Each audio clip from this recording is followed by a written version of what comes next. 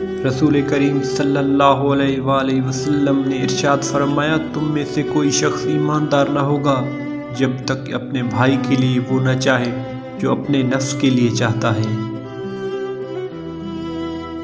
نبی کریم صلی اللہ علیہ وآلہ وسلم نے ارشاد فرمایا، موت کی آرزو مت کرو، اگر تم نیک ہو تو شاید زیادہ نیکی کر سکو، اگر بدکار ہو تو توبہ کر کے اللہ کو راضی کر سکو۔ میرے پیارے نبی صلی اللہ علیہ وآلہ وسلم نے ارشاد فرمایا، گناہوں سے توبہ کرنے والا ایسا ہے جیسے اس نے گناہ کیا ہی نہیں۔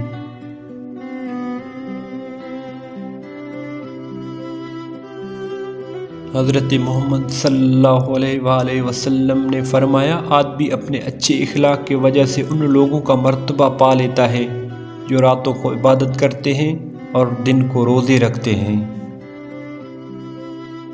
نبی کریم صلی اللہ علیہ وآلہ وسلم نے ارشاد فرمایا، جو تمہارے ساتھ بھلائی کرے اس کا بدلہ دو، اگر بدلہ نہیں دے سکتے تو اس کے لیے دعا کرو۔